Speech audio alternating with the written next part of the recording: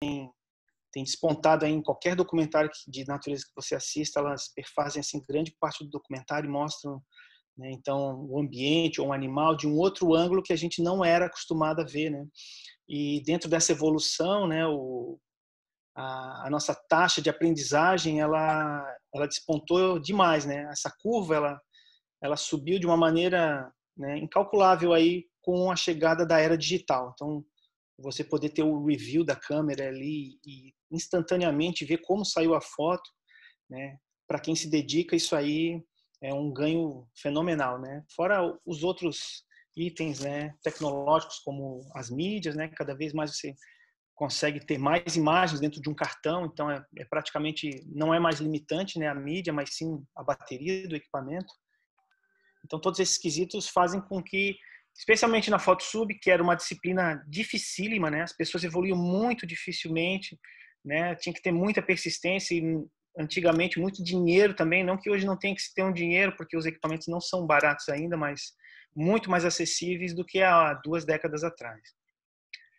E por fim, assim, dessa questão das imagens, né, de impacto, essa imagem do Amos aí também foi super premiada, né? Mostra uma foca leopardo aí predando, né, um pinguim. Ela fica brincando com ele aí por um tempo. E muito bacana quem puder buscar essa imagem, ler o relato dele sobre como ele fez essa imagem aí, é sensacional. Tá? Então, entrando nessa questão um pouquinho desse histórico, né, da fotografia sub, que a gente tem historicamente, né, que foi que William Thompson foi o cara que fez a primeira foto sub lá em 1856, né? É a foto que está aparecendo aí para vocês. Já em 1893, o biólogo francês o Louis Boutin foi o cara que fez vários experimentos e ele publicou um primeiro livro de foto sub, né? Onde ele descreve todo o aparato que ele utilizou, né? A caixa estanque dele pesava 200 quilos, né? Requeria 30 segundos de exposição debaixo d'água, então consegue imaginar o que são 30 segundos de exposição embaixo d'água, né? Para conseguir fazer as fotografias, mas ele foi um dos pioneiros assim em desenvolver, né, muito do que se sabe hoje dos estudos. Depois Charles Martin e o William Longley, que na verdade eram 2 botânicos, né, em 1927 eles produziram a primeira foto sub a cores, né? Essa foto que está aí para vocês de um peixe lá do Caribe, né? Um Lachnolaemus, que a gente não tem aqui no Brasil. Essa foi a primeira foto sub a cores capturada. Depois Jean de Vuters, né, criou a Calypso Photo, né, em 1957. E aí já na sequência, né, Nippon Kogaku, que hoje é a Nikon, comprou, né, esse design e lançou a primeira câmera da linha Nikonos, a Nikonos Zoom, em 63. Né? E aí seguiu-se até a Nikonos 5 dentro desses modelos, depois se produziu outros modelos, né? A Nikonos RS, que era uma máquina muito maior, né? Uma caixa, já tinha uma caixa enorme, mas essa Nikonos 5 aí, por exemplo, eu conheci o JP fotografando com uma Nikonos 5 lá no Arvoredo, né? Eu olhei para aquele equipamento e pensei que algum dia, né, poderia ter algo parecido, que era simplesmente, né, era o top de linha que durou por muito tempo, né, na foto sub. Então a câmera Nikonos, depois até na discussão aí, se o JP quiser falar um pouquinho da sua experiência com a Nikonos, vai ser muito bacana. E mais alguém aí que tiver fotografado com a Nikonos, né? Não sei, de repente o Álvaro aí, essa turma aí das antigas. E aí a gente evoluiu muito rápido depois da Nikonos, assim que a gente teve as câmeras digitais, né, sendo lançadas. Hoje a gente está aí com basicamente cada 6, 8 meses lança-se um modelo novo de câmera, né? E os fabricantes de caixa estanque conseguem acompanhar esse mercado, né, que vem crescendo cada vez mais, não só para entusiastas, mas também para pesquisa e fotógrafos em geral. Né? E aí cabe a gente fazer um ponto aqui, falar um pouquinho sobre o Hans Haas e a Lotte Haas, que faleceram faz pouco tempo, faleceram nessa década agora, né, de 2010. Em 40, eles foram assim, né, tidos como os pioneiros, né, da fotografia submarina. O Hans era biólogo marinho, um austríaco, né, e ele assim, ele é tido como um cara que criou vários inventos dentro do mergulho, né, como computador de descompressão, né, e vários aparatos. Então ele foi o primeiro cara assim com sucesso a usar essa combinação de óculos, de mergulho e nadadeira, né? E ele popularizou essa transição do que a gente tinha o mergulhador lá dentro de um escafandro, né? Que era um cara que caminhava no fundo, né? Para um mergulhador que agora ele para de pisar no fundo, né? E detonar o fundo também, que já não era bacana naquela época, e passa a ser o nadante, né? E dentro dos inventos assim que o Hans Haas teve, né? Foi uma caixa estanque para roller flex, né? Então a Roller Marine, né? Ainda consegui ver uma dessa aí ao vivo lá com o Colasanti, né? Lá no Rio de Janeiro ele tinha uma, então é um equipamento bem raro hoje de se encontrar, né? Se encontra ainda em uma feira ou outra, algum colecionador. Nunca vi ninguém com uma funcionando mesmo, mas deve ter gente aí. E foi um equipamento que revolucionou então aí colocar uma câmera de altíssima qualidade, né? Dentro de uma caixa estanque, já com várias regulagens ali, né? Além de só fazer o clique. Vai ter uma foto deles aí debaixo d'água, né? E o Hans Haas ele produziu assim uma quantidade de documentários e filmes sobre a vida subaquática, né? E ele tem 25 livros publicados, né? Infelizmente são todos em alemão. Eu particularmente não falo alemão, adoraria falar para poder ler os livros dele, mas ele tem 4 filmes e produziu 70 documentários, né? A bordo de um veleiro que ele deu 2 voltas ao redor do mundo, né? Fazendo esses documentários. Então assim, ele foi um cara que chegou um pouquinho antes ainda do Jacques Cousteau, né? Eles são ali mais ou menos da mesma época, só que ele não teve esse crédito e esse sucesso, né, que teve Jacques Cousteau na documentação, né, em levar ao público. Então, dentro da fotografia, a gente tem uma diversificação de equipamentos, né? E só para ter uma ideia, esse aí é o quiver de lentes da Canon, então são dezenas de lentes, né? Todos os outros fabricantes possuem também uma dezena de lentes, né? Cada uma específica para atender algum objetivo, né? Mas basicamente, né, hoje a FotoSub ela é bem democrática, né? Ela atende desde a pessoa que quer realmente botar o seu celular ou sua câmera debaixo d'água, né? A um preço bem módico, vamos botar assim, até subir degraus, né? Como as caixas de acrílico da Ikelite, né? Que são caixas excelentes, mas têm os seus problemas, né? Tem que ter um cuidado maior, né? Até as caixas de liga de alumínio, né? De metal, como as caixas da Nauticam, Subal, Aquática e outros fabricantes aí. Mas basicamente dentro da FotoSub, né, a gente não utiliza, por exemplo, lentes teleobjetivas, né? Evita usar uma lente de zoom, né, muito comprida.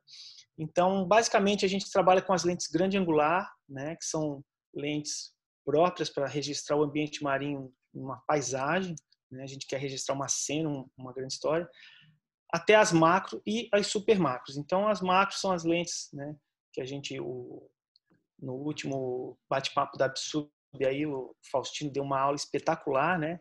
A gente sai lá dos 43 milímetros e entra nas proporções aí de acima, né? De 1:1, que seria 2:1, a gente já começa a entrar lá nas super macro, então a gente já tem uma magnificação, né, do assunto que a gente está querendo fotografar, e isso aí, assim, se revela numa riqueza de detalhes que eu tenho certeza que vários fotógrafos que usam descobrem que fotografaram alguma coisa que não apareceu lá no momento, mas só consegue ver na tela do computador quando a gente amplia aquela imagem, né?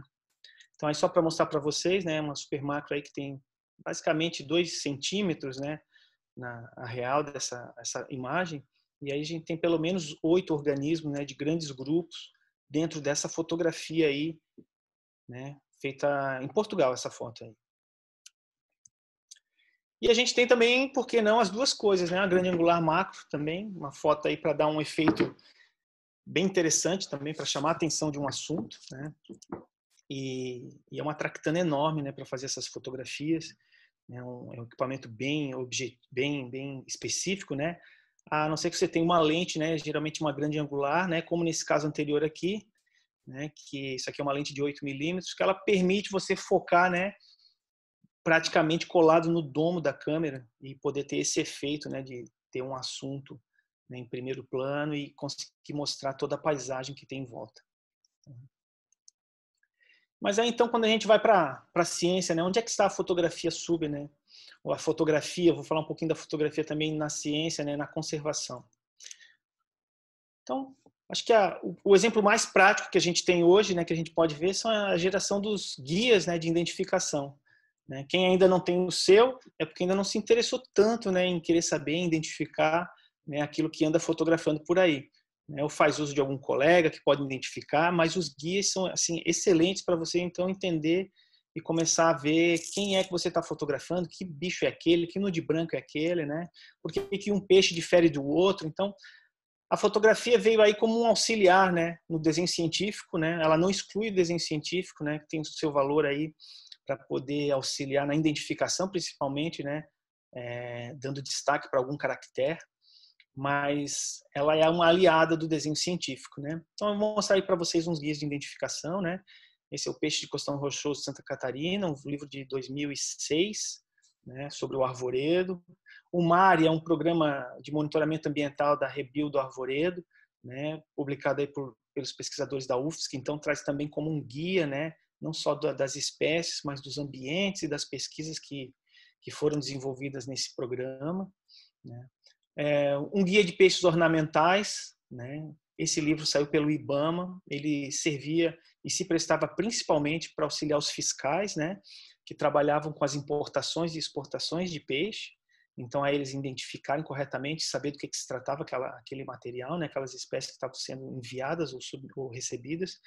E mais recentemente, dois livros que eu trabalhei, né, que foi o Peixes Marinhos Costeiros de São Tomé e Príncipe, fruto aí de uma parceria com o Nuno Vasco e o Jorge Fontes, dois pesquisadores portugueses, né, que já tinham alguns trabalhos lá em São Tomé e Príncipe, e dentro de uma janela de uma expedição, a gente pôde fazer um levantamento dessas espécies e, enfim, catalogar elas nesse livro que está bem bacana. Ele é focado só nos peixes, né, e fala um pouco também dos ambientes.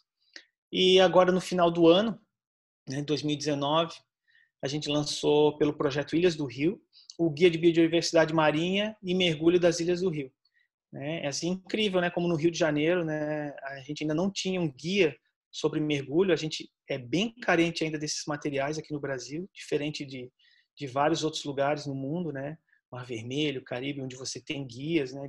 E você mostra, né, para o mergulhador como são os locais onde ele vai mergulhar, né? Dá algumas dicas de algumas espécies, como a gente fez aqui, né? Trabalha essa questão da reserva, né? Que é o Monumento Natural das Ilhas Cagarras. E ele traz pontos de mergulho desde as Ilhas Maricás até as Ilhas Tijucas, passando pelo arquipélago, né, das Cagarras, a Ilha Rasa, a Ilha Cotunduba, né, e traz um guia bem completo assim da fauna marinha, né, fauna e flora. Então ele tem os vários organismos, né, organizados por uma ordem de evolução, né, para quem quiser então tentar descobrir o que andou fotografando, o que andou vendo no mergulho. Esse livro está bem bacana. E campanhas, né? Campanhas, a gente pode ter aí essa campanha da Swiss Ocean Care, é uma campanha já antiga, né? Que falava sobre o barulho, o ruído no ambiente dos oceanos, né? Ela fala alto, mais alto e sem nenhuma vida. Então, um grande problema que a gente tem enfrentado aí, que é o lixo marinho, né? Então, se não vai para a latinha, vai para o mar, é o que está escrito aí, uma campanha da Oceano Azul. Então, o lixo marinho é algo que despontou para ser visto, né, nesses últimos tempos, muito por conta dos documentaristas e dos fotógrafos sub que têm registrado, né, o que a gente tem encontrado de lixo no ambiente marinho e toda a problemática que esse resíduo tem causado, né, não só nos animais, mas como já tem afetado os próprios seres humanos, né? Isso vai desde a ingestão aí de microplásticos, né? Tem várias pessoas já que trabalham com esse tema aí há alguns anos, e a gente já está vendo que a gente está comendo peixe e está comendo microplástico junto, porque já está no organismo do peixe, né? Até outras questões como contaminação por metais pesados, por exemplo, né? Que a gente não mostra em fotos, mas são poluentes que estão aí detonando também. A Sea Shepherd também tem uma campanha, né, para parar com o plástico nos oceanos, né? Não trata bem de uma foto sub, mas são fotos com organismos marinhos, né, que puxam para esse assunto. E aí, quando a gente vai falar um pouquinho dos estudos, também vou falar pelos estudos mais básicos que a gente tem hoje, né, que são a produção do que a gente chama de checklists, né? São as listas de espécies. Então, além da gente poder registrar, né, quando a gente tem as imagens para estarem sendo exibidas dentro de uma publicação, né? A FotoSub se presta muito, né, a esse serviço de mostrar, então, aqui nesse caso, né, espécies que são raras, né, raramente observadas, não são tão comuns assim, né, dentro do ambiente. Esse checklist aqui é das ilhas, do Monumento Natural das Ilhas Cagarras, né, até espécies como novas ocorrências. Então, né, às vezes, nem sempre são só os pesquisadores que têm as imagens, mas vários colegas que acabam colaborando ou registrando um peixe, acabam mandando para a gente, pô, Átila, vi esse peixinho aqui, nunca vi esse peixe, e às vezes a gente acaba descobrindo que pode ser até mesmo ou uma espécie nova, né, ou uma espécie nova para a área, ela já existe, já foi descrita, ou até mesmo, como teve em alguns casos, espécies exóticas, né, que não deveriam estar aqui no nosso oceano, são lá do Indo-Pacífico, né, de outros locais, mas por algum motivo acabaram chegando aqui no nosso litoral. Então, esse estudo aqui também é super recente, foi publicado aí um mês atrás, né? Os novos registros de peixes para a cadeia Vitória Trindade. Então, o pessoal lá do Espírito Santo, uma moçada muito boa, que mostrou que eles reportaram 11 novos registros, né? 7 para Martin Vaz, né? 5 para a Ilha de Trindade, aliás, 12, né? Teve mais um para o Monte Davis. Então, o papel da FotoSub aqui, né? Ele tem uma imagem muito interessante nesse trabalho, que para quem não é especialista em peixe acha que isso aí é tudo a mesma coisa, né? Quifosos, né? É um gênero bem complicado dessa família aí Quifocidae, né? Que tem vários nomes populares, eu não vou falar aqui, mas em cada lugar do Brasil pode chamar de algum jeito esse peixe, né? E a gente antigamente achava que tinha duas espécies só, dificílimas, né, de serem identificadas por foto ou vídeo. A gente tinha que contar a série de escamas na linha lateral para poder, então, saber se era uma espécie ou outra. E hoje a gente já tem aí estudos de genética molecular, né, que já mostraram que a gente teve uma revisão desse grupo e a gente no litoral brasileiro tem 4 espécies, pelo menos aí. Então, nesse trabalho eles mostram as 4 espécies, foram, né, fotografadas nesse trabalho na cadeia Vitória Trindade. E eles descrevem aqui embaixo todas elas, tá? Então, trabalhos também que a gente pode ter como alimentação de peixes, né? A gente tem alguns registros, né, de peixes predando e a gente acaba encontrando que presas novas ou novos comportamentos, né, de predação de peixes. Eu já vi alguns colegas que postaram em campeonatos, né, um peixe predando outro, né, ou predando outro organismo. Às vezes a gente não tem esses registros porque os estudos de alimentação são bem complicados de serem feitos, porque na sua maioria eles precisam ter o bicho morto, né? Então tem que ter o peixe morto para poder abrir o peixe, né? Fora alguns casos de peixes muito grandes, né? Ou, como a gente faz com o mero, que a gente consegue então tentar pegar o que tem dentro do estômago dele por uma técnica e não precisa matar o peixe, né? Mas então o nosso conhecimento fica limitado a pegar um peixe que está lá dentro do estômago ainda não digerido, né? Porque se ele já tiver digerido fica mais difícil. Então o peixe tem algumas calcificações, né, no crânio dele que são chamados otólitos, e por essas calcificações, os otólitos, a gente consegue às vezes identificar, né, se é uma espécie de peixe ou outra que aquele peixe ali acabou predando. Então, quando a gente tem esse caso aqui do Opsanus beta, foi uma espécie exótica, né? A gente já tinha registro dele no Brasil em alguns portos, como Paranaguá e São Paulo, Porto de Santos, e foi nosso primeiro registro, né, no porto do Rio de Janeiro, na Baía de Guanabara. E ele já estava predando vários, né, caranguejos, né, que a gente encontrou. Ele já tinha, por exemplo, plástico dentro do estômago dele. Então, assim, é uma espécie altamente voraz, que come tudo que é pela frente. E a gente mal conhece os efeitos desse peixe aí, né, sobre toda a fauna, né, e flora que a gente encontra nesse ambiente aí. Então, um potencial, né, problema para a gente enfrentar aí futuramente. Ainda de FotoSub, a gente fala das fluorescência, né, que é um dos ramos aí pouco explorados ainda hoje, né, pelos fotógrafos brasileiros. É como aquelas modas, né, surge, né, alguém começa a fazer as imagens e como é uma técnica que, pronto, invariavelmente a gente tem que estar num mergulho noturno, né, o ideal. E ela não é tão simples assim, né, de aplicar. Tem que ter uma câmera que tem um ISO muito alto, suporte um ISO alto. E as pessoas às vezes acabam desistindo, né? Mas para a ciência, né, a fluorescência não é nada novo, já existem inúmeros trabalhos sendo publicados. E o que acontece, né? O organismo ele recebe a cor dentro de um espectro, e ele consegue emitir essa cor em outro espectro, né? Então, essa seria a emissão da biofluorescência. Tá? Então, aí só para vocês verem esse exemplo do coral, né?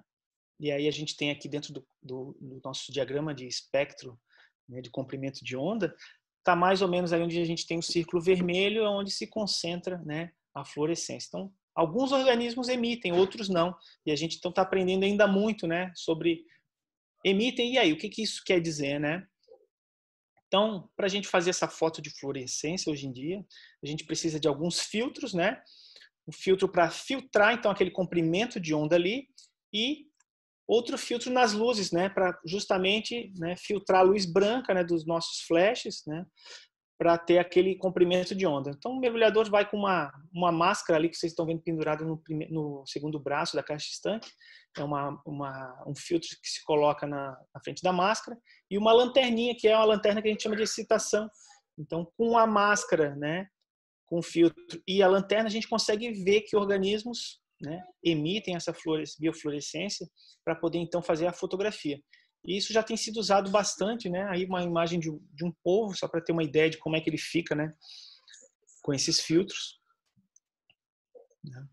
E aqui um pólipo de coral. Então, ele já tem sido usado bastante, né, dentro da pesquisa para, por exemplo, mapear recrutas, né, que são os coraizinhos que nascem, e eles são tão pequenos que a gente não consegue ver. Só que no mergulho noturno, usando essa técnica, né, se aquele pólipo emite a biofluorescência, a gente consegue então encontrar ele, contar e ter uma ideia, né, se teve o que a gente chama de assentamento, né, se as larvas conseguiram chegar, né, na rocha e se fixar, e se ele vai ter sucesso, né. Algumas poliquetas também, né, justamente no mergulho noturno, quando elas estão mais ativas, também emitem biofluorescência. E a gente publicou recentemente aí também um trabalho, né, o Shining in the Dark, né, que é o primeiro registro para Hippocampus reis, que é o nosso cavalo marinho do focinho longo, né, publicado aí pela Amanda Vacani, que deve estar aí ouvindo a gente também. E foi um trabalho bem bacana. A gente já tinha registrado, né, a espécie lá em Angra, né, no mergulho noturno, tinha feito essas imagens, e a Amanda está conduzindo, né, um experimento que é controlado no laboratório. Então, a gente, dentro do laboratório, apaga todas as luzes, tem um ambiente escuro para poder filmar eles durante um período.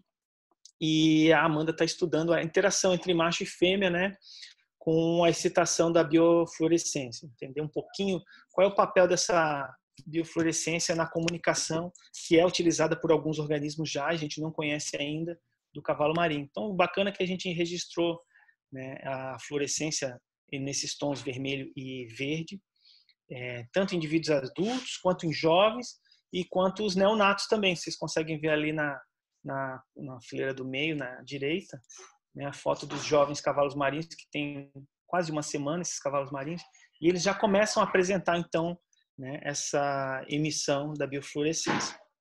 Então, nesse ambiente, a gente fotografa com ISO super alto, né, para conseguir, então, captar a luz e poder ter o resultado aí. E cada cavalo marinho tem um comportamento diferente, né? Partes do corpo que vão estar sendo excitadas pelo comprimento de onda.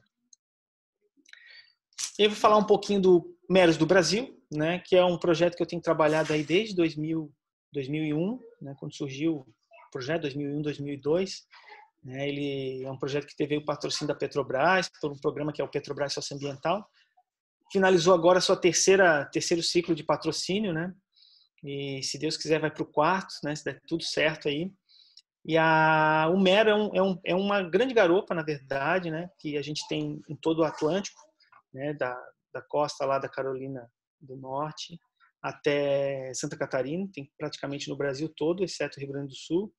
Né? E na costa da África também tem registros, né? Do Senegal ao Congo, apesar desses registros aí já serem bem raros.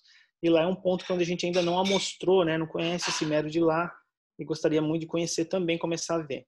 Comparar também geneticamente como é essa espécie lá. A gente já viu que essa espécie geneticamente diferente do que se acreditava que era a espécie que tinha lá no Pacífico, né? Então lá já virou outra espécie, já especiou, né? Com o fechamento do Canal do Panamá. e Epenephelus itajara, que é o senhor das pedras, né, o Itajara, é uma espécie que a gente só tem na costa, então, do Atlântico, não tem no Pacífico. O bacana do mero é que ele é uma das maiores garopas, né, é a maior garopa, né, do nosso oceano aqui Atlântico. A gente perde para uma que é o Epinephelus lanceolatus, que cresce cerca de 10 centímetros a mais, né, do Indo-Pacífico, e hoje em dia já é bem rara também. E o mero tem várias particularidades de vida, né, que tornam o estudo dessa espécie, né, e o manejo, né, para a conservação da espécie difíceis, né, porque ele é um peixe que ele demora muito tempo a crescer, né? Ele é um peixe que também ele habita todos os ambientes marinhos costeiros que a gente tem. Então ele nasce no ambiente marinho, né? A fecundação ocorre no ambiente marinho. Isso aqui é uma agregação de mero que a gente chama, né? E os ovos, né, depois de fecundados, eles são carreados lá para dentro dos mangues. Então ele precisa de um manguezal para sobreviver. Ele depende do mangue. Então assim, se a gente não tem mangue na região, dificilmente a gente tem mero. E é lá onde ele vai crescer pelo menos os seus 6, 7 primeiros anos de vida, quando ele começa então a migrar para os estuários e para chegar no ambiente marinho, para os costões e recifes de coral. Então, esse momento da agregação é um momento raro, porque ele é uma espécie solitária, né? Vive aos pares, e é o momento da agregação onde eles se juntam, eles vêm de vários locais, né? Por um gatilho da natureza, que pode ser a temperatura, a lua, eles se agregam em um determinado local para então fazer a reprodução deles, né? Que demoram, né? Eles ficam durante alguns meses, né? E durante algumas luas, né? Vai depender se é lá nos Estados Unidos é a lua cheia. Aqui no Brasil a gente já viu que a reprodução está associada à lua nova, né? Eles vão então fazer a reprodução e é o momento que ele está mais susceptível, né? À pescaria, né? Mais vulnerável, digamos assim, que ele está então contribuindo para as próximas gerações. E hoje assim um dos objetivos do projeto é justamente, né, como a gente sabe que é difícil proteger o mero na costa inteira do Brasil, né? A gente é muito parco na fiscalização. A ideia de proteger as agregações reprodutivas é primordial, né? Proteger ele durante esse período que não se capture, né? Para ele poder então ter a reprodução dele acontecendo como deveria ser, né? E é claro, gente, achar uma agregação de mero é procurar agulha no palheiro, né? A gente tem 2 encontradas hoje no sul do Brasil e no resto do Brasil a gente não sabe mais onde o mero agrega. A gente sabe que agrega porque o mero está lá, né? Existe ainda, né? Como no Pará, ainda é relativamente abundante dentro dos estuários, né? Mas fora dos estuários a gente não conhece. Então são desafios que a gente ainda tem dentro do projeto, conhecer as agregações reprodutivas. Então a gente começou a estudar o habitat, a abundância do mero, né, no Brasil através de um questionário participativo, né, com pescadores, fotógrafos sub, e a gente já tinha visto algumas coisas que os meros, os jovens estão num ambiente mais raso, né, e os adultos migram para profundidades maiores, como várias espécies de garopas fazem, né? E a gente viu que tinha uma quantidade maior, né, de meros sendo observados aí, principalmente nos ambientes artificiais. A gente fala que ambientes artificiais são os recifes artificiais marinhos, né, e os naufrágios também. Então, essa nossa pesquisa, ela ocorreu entre 2005, né, e 2011. Ela teve aí 84 voluntários que reportaram para a gente 208 avistagens de meros, né, em 74 pontos diferentes da costa brasileira. E aí a gente já viu, né, que essa bolinha, quando ela está preta, são os recifes artificiais, e a bolinha cinza, né, ela representa os recifes naturais. Então, vocês veem que lá em Noronha, né, basicamente o mero apareceu em recifes naturais, né? Abrolhos ali a gente está quase no meio termo, né? Tem mais recifes artificiais por conta dos naufrágios, né? E poucos em recifes naturais, né? Vitória lá o naufrágio Victor IB8, 8B, né? Que é um naufrágio, então é um recife artificial. E no Parque dos Meros, lá no sul do Brasil, no Paraná, a gente vê que a grande maioria dos meros foram observadas nos recifes artificiais que existem nessa região. Hoje é um parque nacional marinho, né? Então, nesse meio tempo, a gente foi recebendo aí inúmeras imagens, né, de vários colaboradores, vários fotógrafos, né, principalmente aí de Pernambuco e Noronha. As pessoas aí se divertindo, né, com os meros em lugares já conhecidos, né, como lá em Serrambi. Então, inventando vários métodos aí de medir o mero, né? Cada um com o seu. E o bacana disso tudo é que a gente acabou percebendo, né, que hoje em dia as pessoas não precisam ter um equipamento profissional, né, como nessa foto aí da Suene, de foto, mas o turista ele tem a sua câmera compacta, né, muitas vezes sem um flash externo, e o bacana é que ele está fazendo esse registro, ele pode colaborar com a pesquisa, já que a gente, na equipe do MERS, somos poucos mergulhadores, né, e o recurso é escasso para estar toda hora no mar, né, a gente adoraria, mas é praticamente impossível. Né? Então, já nessa época, a gente tinha alguns relatos, né, colhidos dos meros lá em Noronha e do Victor B8, e a gente já começou a trabalhar, então, com essas marcas, né, principalmente esse talho na nadadeira ali que o mero do Victor e B8 tinha. Né? No sul, aqui em Santa Catarina, a gente tinha um mero sem os espinhos do início da nadadeira dorsal dele, como vocês podem ver aqui, né, em períodos diferentes. Ó. A gente conseguia, então, reconhecer, né, esses bichos pelas feridas, né, como esse mero de Noronha. Só que depois a gente viu que, depois de um tempo, a ferida sarou, né, e a gente simplesmente já não conseguia mais ver a ferida, né, nesse mero, por exemplo. Né? A mesma coisa pode acontecer com a nadadeira. Né? A tendência dessa nadadeira, ela cicatrizar em algum momento, retomar, né, diferente do espinho aqui que realmente não vai nascer novamente no peixe. Então a gente começou a colecionar cabeças de mero, né, no bom sentido, nas fotografias. Deixa eu voltar aqui. Dos vários fotógrafos. E a gente criou, então, numa época, a gente tinha um formulário que não era tão interessante e a gente aprimorou, né, hoje lá dentro do site do merosdobrasil.org, tem participe do projeto, a gente tem um formulário de pesquisa participativa para as pessoas, né, que quiserem colaborar com a sua imagem, pode ser um vídeo, pode ser um frame, a gente faz aqui tipo como se fosse um log, né, daquele mergulho da pessoa, e ela pode preencher ou não, mas basicamente o e-mail dela, o local e a data, com a foto ela já consegue enviar esse formulário para a gente e a gente retorna para tomar mais informações dela. Isso aqui é um trabalho assim de formiguinha, né? Tem que estar toda hora divulgando, toda hora pedindo. Eu sou o maior pedão de foto sub de mero aí para todo mundo já sabe, né? Que assim cada imagem é realmente muito importante nesse estudo aí para a gente conseguir cada vez mais conhecer e mapear, entender um pouquinho da movimentação deles, como vocês vão ver agora. Então, hoje em dia tem um programinha que é o I3S, que é o Sistema Interativo de Identificação Individual, né? Uma tradução. E é um grupo lá de holandeses malucos que desenvolveu esses algoritmos que então consegue, na verdade, né, interpretar distância entre pontos, né, uma vez que a gente tenha pontos que a gente chama de âncora, né, fixando esses pontos para poder triangular e ver se uma imagem de pontinhos eles estão no mesmo lugar que outra imagem de pontinhos. Basicamente, né, ele trabalha comparando uma imagem a outra. A gente cria lá um registro e depois, quando a gente cria um novo, ele vai sempre passar dentro do banco para rever esses registros. Né? E o mero tem uma característica bem interessante, que é os pontos na cabeça. Né? Ele tem pontos negros na cabeça, dispersos. Né? Isso varia muito de espécime para espécime, então tem meros que tem muitos, absurdamente, né? Sardado todo, e outros tem poucos. Né? Esse aí eu diria que é um que tem poucos. Tá? Mas esses pontos, eles mudam muito pouco de lugar ao longo da vida dele. E lá, só para mostrar para vocês como funciona o programinha, né? A gente cria pontos de âncora, né? A gente sempre tem esses mesmos pontos. Por exemplo, né, o início da nadadeira, o centro do olho dele, pode ser o final aqui da mandíbula, né? E aí a gente começa a pontuar, né? Criar esses pontinhos para criar uma identidade. E cada mero é sempre diferente. Quando a gente compara, né, um mero com o outro, ele gera então para a gente um score, né? Aqui está aqui 62, né? Então 38 pontos, e ele vai mostrar para a gente o quão próximo aquela foto que a gente inseriu é do que a gente já tem no nosso banco de dados. Né?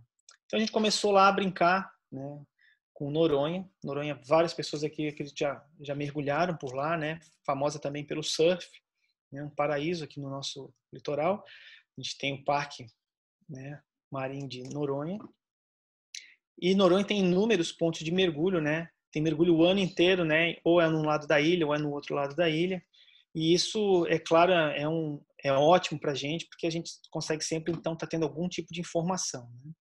E a nossa grande pergunta era, né? Quantos meros a gente tem em Fernando de Noronha?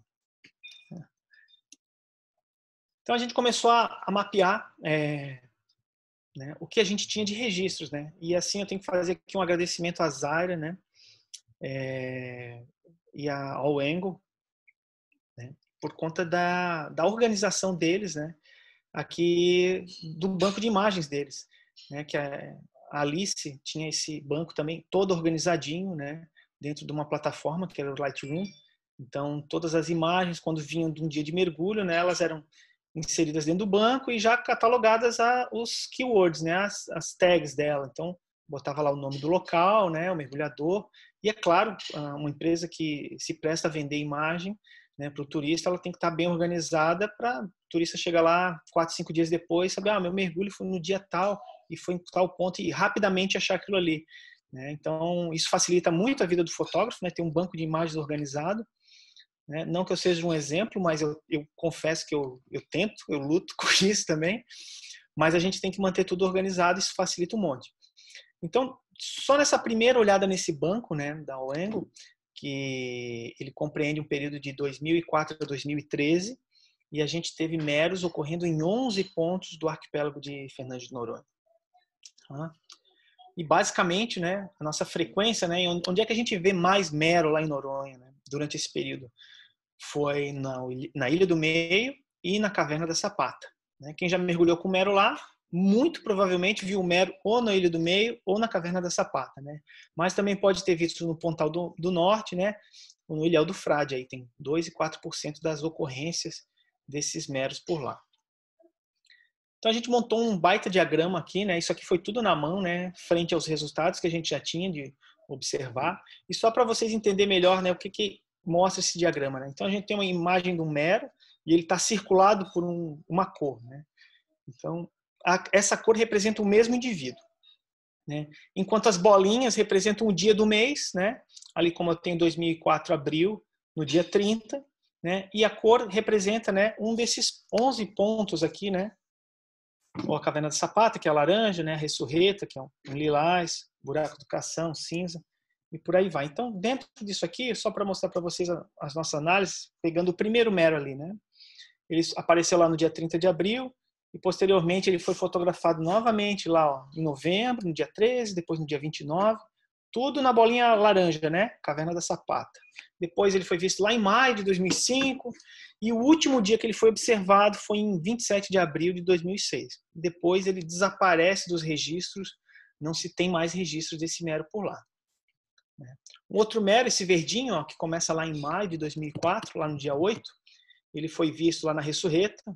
Depois, em outubro, no dia 7, ele foi visto lá no Canal da Rata, até que ele, né, em fevereiro de 2005, né, ele mostra aqui já uma informação bem interessante. Ó, às 8h45 ele foi observado, né, na Iuias, e depois, no mergulho da tarde, o pessoal foi mergulhar lá no Ilhéu do Frade e encontrou o mero tomando um cafezinho da tarde lá. Então, a gente já consegue perceber pequenas migrações, né, num curto período de tempo, né, em fevereiro aqui. As duas imagens foram feitas no dia 9.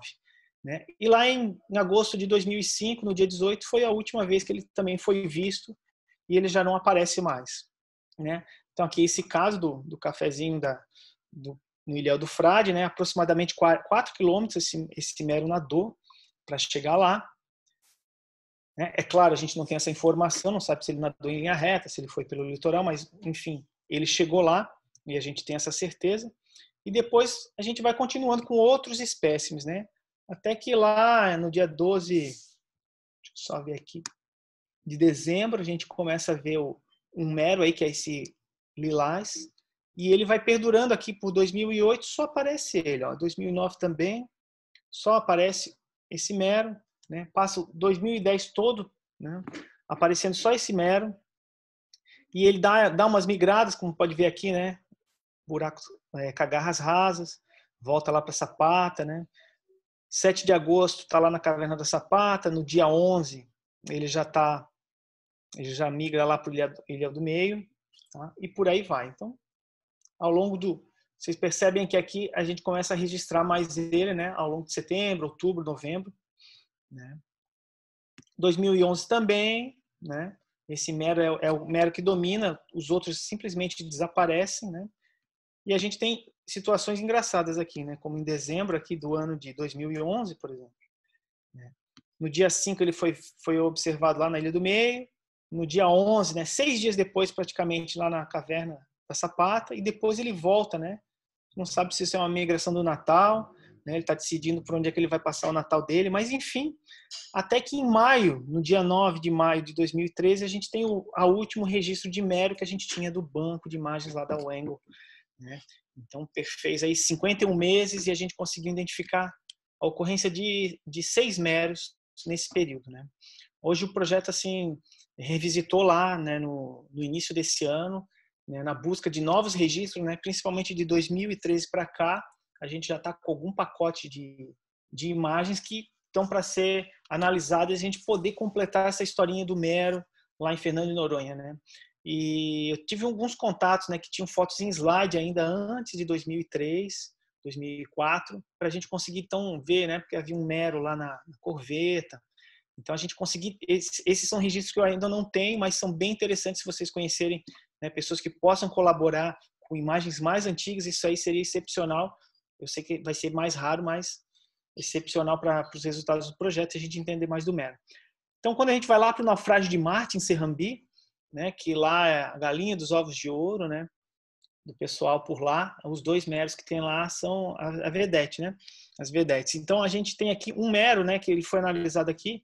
Esse daqui, a gente tem o registro lá em novembro de 2010 e é sempre ele que aparecia lá até abril de 2013. Então, também conseguimos alguns registros agora, né, com o pessoal lá em Noronha, em Pernambuco, né, pegando esse banco de imagens aí de 2013 para cá, para a gente começar a ver, continuam mesmo, será que mudou de mero? E os naufrágios também ali do Parque de Naufrágios de Recife, a gente está com cerca de 700 imagens lá da Paula, né, e que foram cedidas pelo pessoal e assim, tem fotos de vários naufrágios e a pergunta é o mesmo mero que está rodando entre os naufrágios? Será que são meros diferentes? Será que ano que vem esses meros vão estar revisitando esses mesmos naufrágios, né? Quando a gente voltar lá e ver o que o pessoal tem registrado.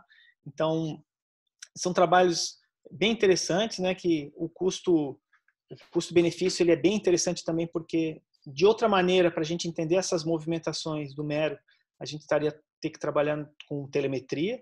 Né? A gente faz parte desse trabalho aqui no sul do Brasil, porque a água já não ajuda muito e são as agregações. Então, a gente tem essa marcação de tags ultrassônicos, né?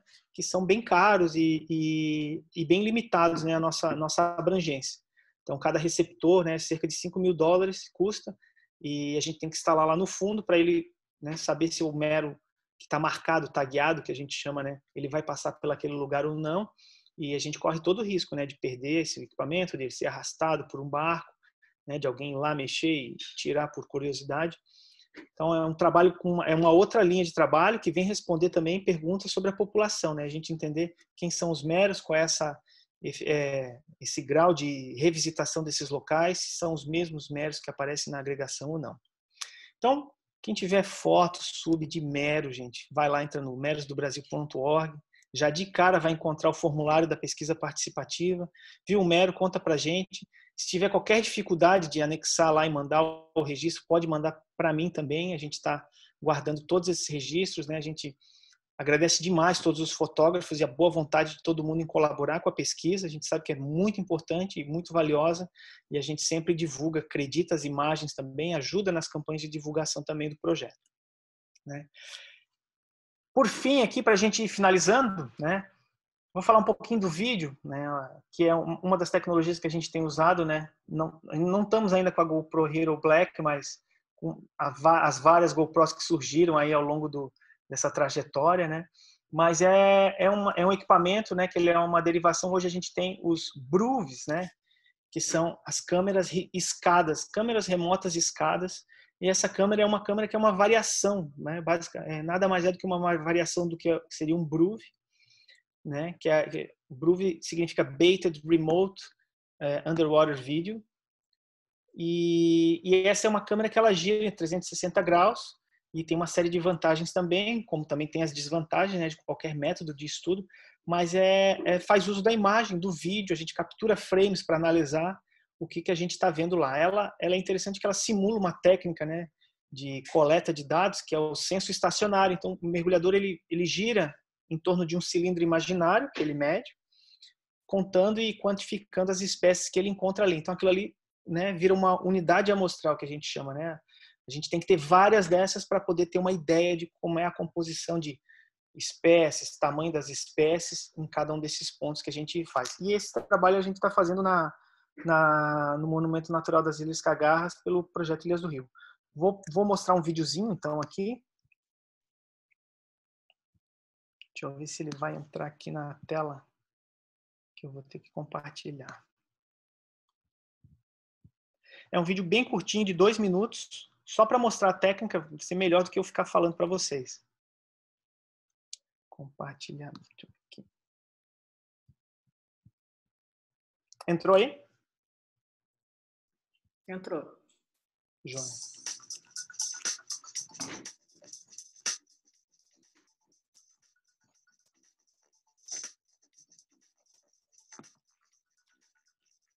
O SRV, que a gente chama, né? Foi um equipamento desenvolvido por pesquisadores na Flórida, a gente tem um convênio com eles, né? É um equipamento artesanal, né? Não tem ele é manufaturado, né? Mas é um mecanismo super simples de um cilindro que tem um motor dentro e ela faz 2 rotações a cada minuto. Então, a cada minuto tem 2 360 graus para ver o que se passa, né, em torno dela. E tem uma série de vantagens, né? Vocês vão ver aí listado. A gente elimina aí esse efeito do mergulhador, né, para obter a imagem. Né? Muitos peixes, né, se afastam. A gente pode ter várias amostragens, né, ao mesmo tempo do que eu botar um mergulhador em cada ponto para contar os peixes, né? Então, reduz esse tempo da equipe no mar. A gente pode ter mais tempo para ficar fotografando do que ficar contando peixe. Né? Ideal para áreas marinhas protegidas, porque a gente não causa impacto algum, né, nesse ponto. E a gente pode lançar ele aí, esse equipamento está preparado para até 100 metros de profundidade. Né? Sabe que tem uma limitação, né, do mergulhador, e isso é um ganho para a gente em termos de informação, né, através da imagem na pesquisa científica.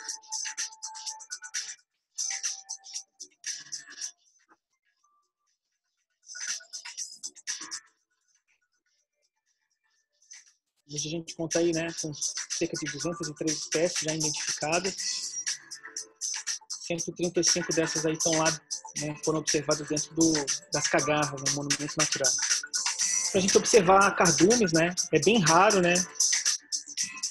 Com a câmera a gente consegue ter algumas imagens únicas, né. E a gente já, inclusive, identificou uma espécie exótica lá de peixe, um peixinho do Indo-Pacífico, que apareceu por lá. E a gente brevemente deve publicar isso aí. Tem esse novo registro. Então, só para a gente finalizar, né, gostaria de falar das competições, né? Essa daí é uma competição aleatória, né? A Ocean Arc 2019 teve alguns fotógrafos, né, brasileiros premiados aí, como a Paula Viana, né? E as imagens, elas são bem impactantes, né? E elas auxiliam muito, né, a sensibilizar o público, né, de uma maneira geral. Aí a gente teve o grato prazer aí com a Absub de organizar o concurso de Fotosub pelo projeto Coral Vivo, né, no sul da Bahia, e foi realmente uma festa aí da Fotosub, né? Quer falar alguma coisa, Flávia? Compartilhar a tua tela, que a gente só está vendo você. Ah, não viram, tá? Já sei o que aconteceu aqui. Daí do vídeo eu tenho que compartilhar novamente ela aqui. Isso. Ainda bem que você falou, Flavinho, senão... Então, aí do Ocean Art, né? A imagem da Paula Viana. Né? Essa imagem impactante, né? Do problema da pesca fantasma, né? Que são os petrechos de pesca, que a gente chama redes, linhas, e que são simplesmente perdidos, né, pelo pescador.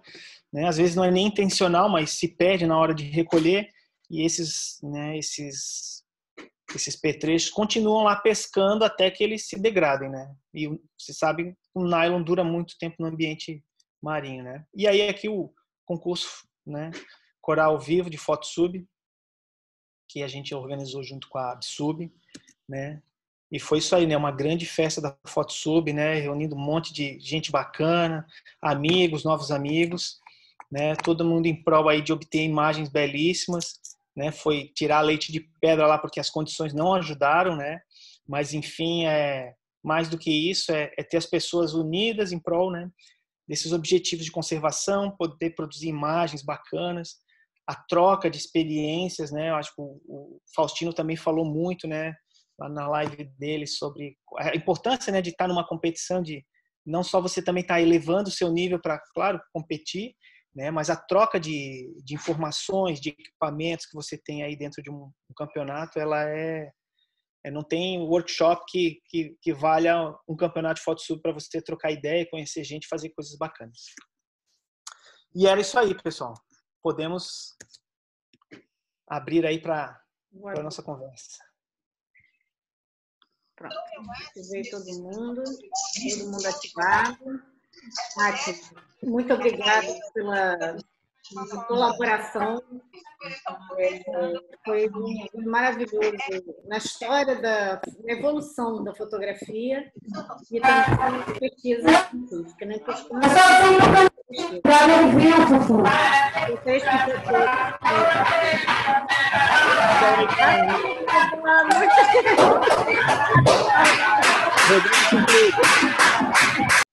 Pronto. E vou pedir a todos assim, que colaborem com a pesquisa científica, que entrem lá no site do Projeto Neros, nas redes sociais do Projeto Neros e ajudem a pesquisa. Neros. Estou aqui com o meu manualzinho. Está faltando a sua assinatura? Tá. Não vamos complicar sobre isso, Flávia, por favor. Tati, Bertoncini. E vamos abrir aqui pelo bate-papo, que vocês fiquem à vontade de perguntar o que vocês quiserem. Precisou, na verdade, lutar por ele. Então, assim, eu me vejo nesse caso. Eu fui criada numa família de mulheres feministas, com o meu pai sempre foi um homem que sempre acreditou em igualdade, então eu sempre tive direitos. Tem áudio vazando. Já tirei. Era... Está aberto aí para vocês, pessoal. Pode ficar à vontade, fazer as perguntas que quiser, parabenizar o Átila.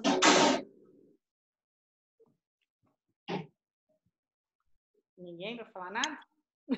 Átila, deixa eu me meter então, eu não sou muito... Vamos lá, Caluro.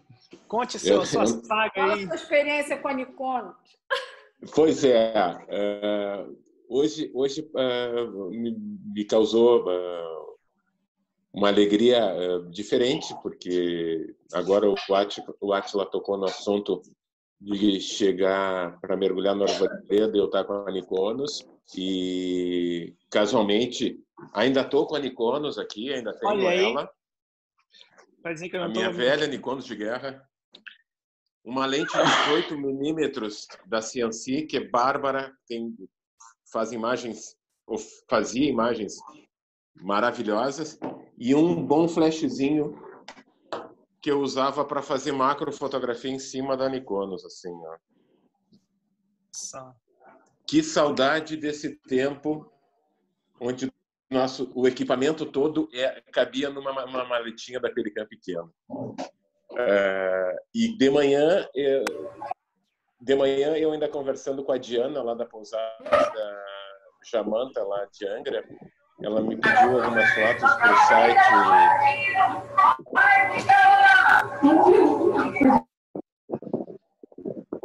pro site lá da pousada, e eu acabei recuperando algumas coisas bem antigas, inclusive com digitalizadas de slide, imaginando assim, como é que a gente conseguia fazer imagens sem ter a visualização na hora, era só depois aquele pavor na hora de revelar o slide, o filme em si.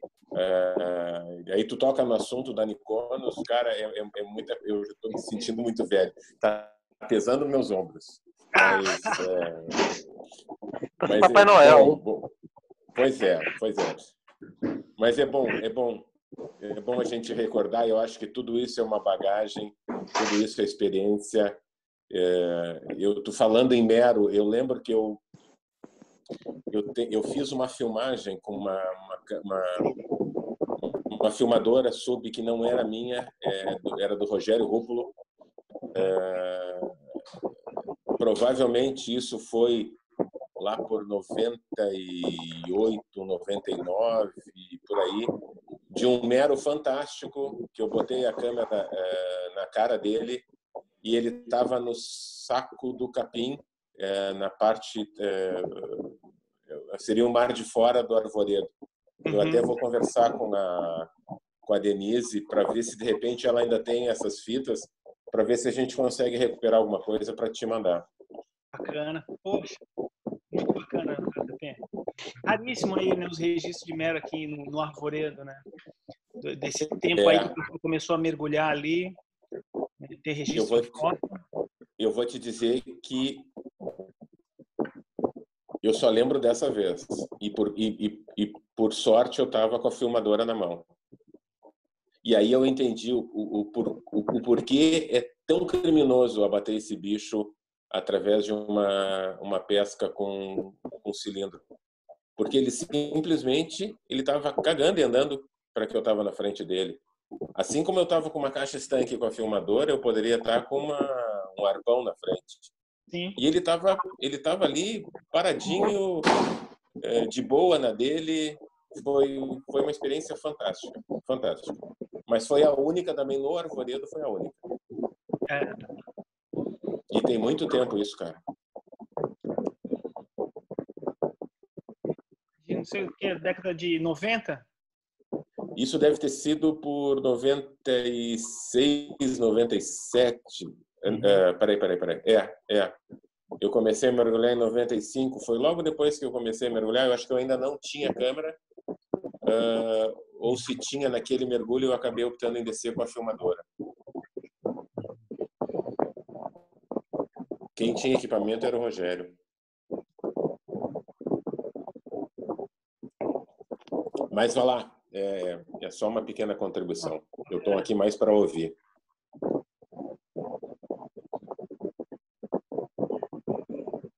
Tem áudio vazando. Não, estão todos abertos. Átila, tem uma pergunta aqui. Abre aí o bate-papo que tem umas perguntas aí. A Maiane está perguntando onde consegue o guia de biodiversidade do mergulho nas Ilhas do Rio. Eu não estou achando o bate-papo aqui, não. Achei. Peraí. O guia, na verdade, você pode conseguir contactando o Instituto Mar Adentro, a página lá, projetoilhasdorio.org.br. Tem todas as publicações lá, inclusive esse guia em PDF lá, qualquer pessoa pode entrar lá e baixar, né? Eu não tenho ainda as minhas cópias, né? Que eu saí corrido do Rio de Janeiro e não deu tempo de mandarem aí as minhas fugido, cópias. Né? Errando. Tá vendo, né? Mas não, nada fatal, gente. Mas assim, saí de lá e não deu tempo de trazer as cópias. Então, eu tenho minhas cópias, mas estão tudo lá, não consigo entregar para ninguém, né? Estou devendo para um monte de gente.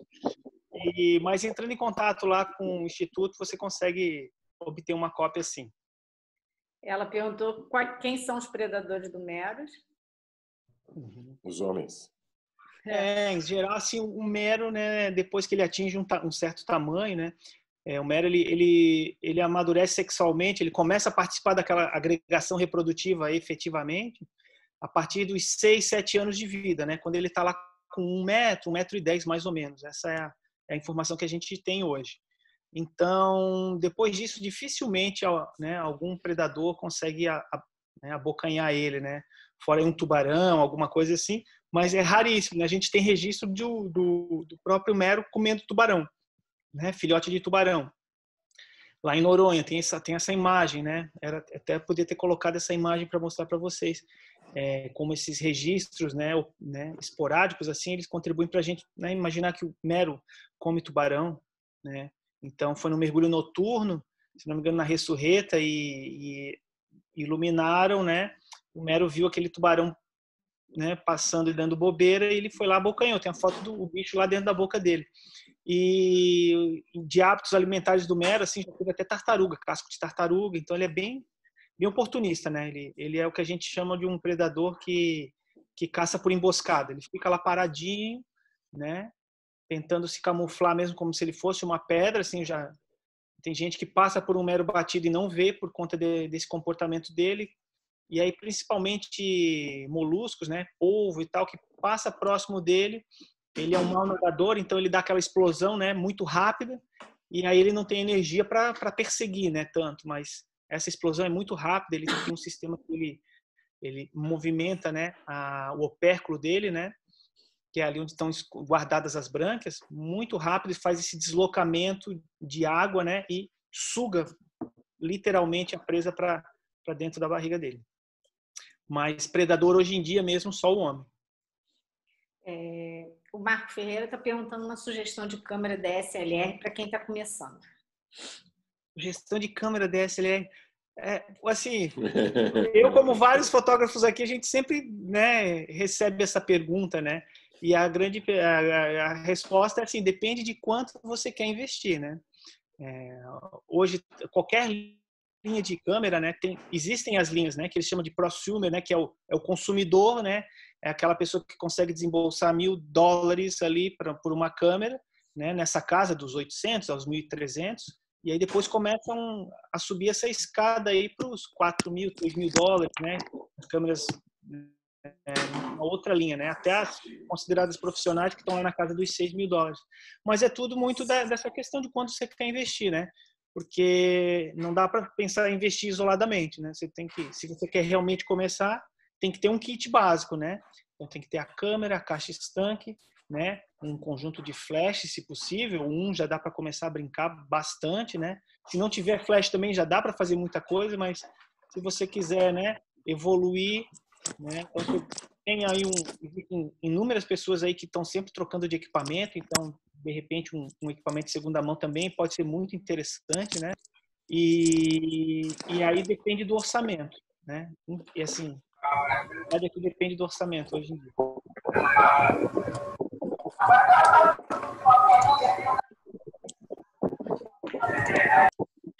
O JP tem um equipamento lá na mesa, mas não está à venda. Olha. Átila, eu queria fazer uma pergunta. Fala, cabeça chata. Ô, coisa linda. Ei, primeiro, parabenizar mais uma vez a Bsub por esse presente dado pra gente. Parabenizar você, Átila. Mais um dia de muita aprendizagem pra gente. Estudinho aqui, tá? Ei, macho, velho, tu me falaste aí no momento da live sobre a questão do ISO muito alto naquela fotografia de cavalo marinho para tentar captar, né, a parte da bioluminescência, né, dele, no caso. Mas quando tu fala esse ISO muito alto, seria em torno de quanto? Só por curiosidade mesmo. Os zooms lá na casa dos 128.000. Porque, Uber, assim, o que acontece ali é que assim, já tem pouquíssima luz, né? A gente já está no escuro do laboratório. As lanternas que eu tenho para iluminar lá, elas não são as melhores do mundo, é 1.200 lumen, né? São duas, mas mesmo assim, está próximo ali do cavalo marinho, né? E você está usando a lente macro, né? Fora, né? Você não está debaixo d'água ali, não. Não está dentro d'água, não está imerso. Tá? Então aí já tem mais o vidro do aquário, né? Para roubar luz. Aquilo não é em aquário, no caso, em então, aquário, né? Tá certo. Em aquário. Mas assim, no ambiente natural, que você tem ali a luz, já não tem mais tantas lentes em cima, te diria que um ISO 1.600 para cima ali já consegue 3.200, né? Consegue fazer a imagem, né? Mas assim, não dá para fazer com ISO baixo, não. O Montec fez por um tempo isso, né, Átila? Sim. Tanto que assim, a primeira vez que eu usei o equipamento, né? Eu peguei o equipamento emprestado do Prim e, claro, não li nada e o Prim também não me falou nada, né? E assim, foi um mergulho que quase não saiu nada de foto, porque ficava... Amigão ele, hein? Nossa! Ó, tava lá eu em Abrolhos, naquele mergulho noturno. Tá aqui, ó, mas ele não mete a cara não lá, safado. Nem liga o áudio, nem o vídeo. Por isso que eu tô falando, eu sei que ele tá presente. Mesmo. Aí o safado não me falou nada, então assim, perdi o Mas, mergulho. mais uma vez, parabéns. Aí eu fui atrás, né, de saber como funcionava, né, a técnica, assim, não é nada complicado, mas assim, exige você se dedicar para, né, é que nem, vou fazer as fotos lá com a macro reversa, né, vai apanhar bastante no começo, né, mas é super interessante, né, quando você consegue um resultado bacana, né, vale aquele esforço todo, mas tem que estar disponível a perder 1, 2 mergulhos, que a coisa não vai funcionar, vai subir no barco, troca, inverte lente, né, faz as modificações, porque não dá para fazer lá debaixo d'água, né? Ou você lê tudo antes, né? Que é o que deveria ser, né? Ler todo o manual de tudo que você tem para aproveitar ao máximo, né, lá embaixo. Sempre falo, né, pessoal que quer trabalhar com pesquisa, com foto, com mergulho, né? Que antes de mais nada tem que ser um bom mergulhador, né? Porque lá embaixo não dá para ficar preocupado ali com, né, o colete está puxando, né? O regulador está me que colete? Aqui. Tem colete? Tem cilindro? Tem ar? Não, só tem a máquina. Então, assim, e é o que a gente fala, né? Principalmente para estudante, né? Quando a gente vai lá fazer um trabalho, a gente vai fazer um trabalho, não vai para ficar cuidando da outra pessoa, né? Então, a gente deseja que seja o seu dupla seja uma pessoa experiente, que você tá com ele no visual, né? Acontece em fazer mergulho solo, mas o ideal é que a gente tenha a pessoa no visual, mas que se você está indo para trabalhar é para aproveitar. Claro que numa emergência larga tudo, né, e resolve, né? Mas a pessoa não consegue se equilibrar, tá lá arrastando no chão, no fundo, né? Isso não ajuda. Então a pessoa tem que se capacitar primeiro e mergulhar bem, né? Quer trabalhar com a câmera debaixo d'água, tem que ler o manual, tem que conhecer um pouquinho de foto mínimo, né? Para começar a realmente ter resultados, né? Porque é muito diferente começar a fotografar fora d'água e começar a fotografar dentro d'água, né? É gritante, não tem comparação. Então, não é nada complicado, mas exige a dedicação da pessoa de realmente querer fazer aquilo ali para poder fazer bem, né? Vou desligando meu áudio aqui, gente. Um prazerzão mais uma vez. Gaúcho, tu tá pra assistir o Barnabé do Pica-Pau, viu? Quarentena. Beijo, Gaúcho lindo. Beijo, gente. Obrigada. Tirar o áudio aí. Ótimo, valeu, obrigado aí pela contribuição. Estava aqui no início, eu tentei abrir o áudio, estava bloqueado. Valeu pela aula, como sempre, né? Foge um pouquinho do meu skill, esse lado científico. Realmente, cada centímetro é uma aula para mim. E foi sensacional, cara. Valeu, obrigadão aí por ter esse tempo com a gente. Show de bola, valeu. Prazer te ver, Faustino. Ô, JP, hoje você tá ativo, hein, meu amigo? Tava tomando uma cervejinha ali, tava uma cervejinha, gente, lá da Tangerina Sexta. Uma cervejinha mais stout, porque aqui tá muito frio. Vamos ver a brincadeira do pessoal. Fora o vendaval que entrou aí, né? Fora o vento sul, né? Vamos ver todo mundo. Parabéns mesmo, Átila. Show de bola. Valeu, obrigado, Faustino. E alguém me perguntou na última semana de fazer foto com lente invertida debaixo d'água. Acho que você é o único cara que conseguiu fazer isso com relativo sucesso, porque o resto é mérito, viu? Porque fora d'água é uma coisa, dentro d'água passa a ser um pouquinho mais complicado. Show de bola. Parabéns. Valeu. O Prim não botou a cara não, mas ele falou que não sabia usar o equipamento, Átila. Denúncia. Ele deu o equipamento para tu aprender, Átila. Por isso está comigo até hoje, ele não pediu de volta ainda. Aí, ó, tá aí, tá a resposta. Aproveita que o dólar tá alto e vende, cara. Aí, ó. Faustino, já que tu não aprendeu nem ele, vende aí, ó.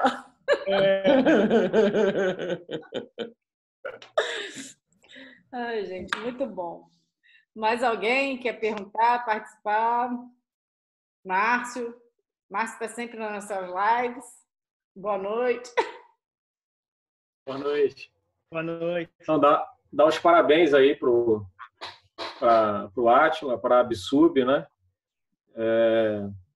Está sendo sempre um prazer.